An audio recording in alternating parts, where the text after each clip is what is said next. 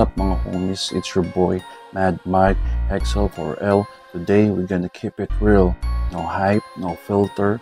Let's talk about reality check of this gang life, both highs and lows.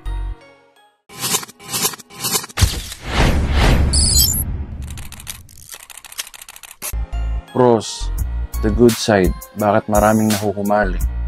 Una, brotherhood, family, may support system ka, mga homies na tatayo kasama mo. Pangalawa, respect and recognition, lalo na sa hood, makikilala ka. Pangatlo, identity and belonging, pakiramdam mo part ka ng isang bagay na mas malaki kaysa sa sarili mo. Pangapat, discipline and hustle, minsan dito matututunan yung toughness, loyalty and grind mentality. Syempre, ang cons, ang dark side. Una, violence.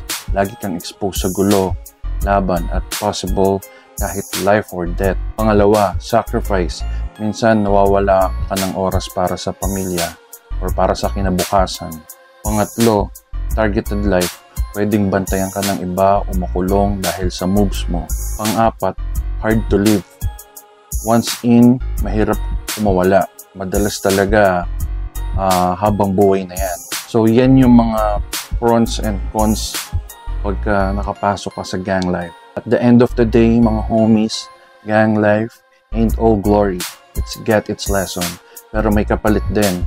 Kaya sa mga nanonood, lalo na sa mga kabataan, think twice. Know the reality and always choose what's best for you and for your family. XL4L, it's about building, not just banging.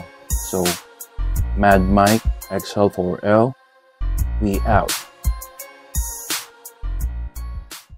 XL4L, yeah, we move with pride. Let's ride. From LA blocks to them Angeles rides. Singer label, it's a cool ride. Homies bless me, now it's worldwide.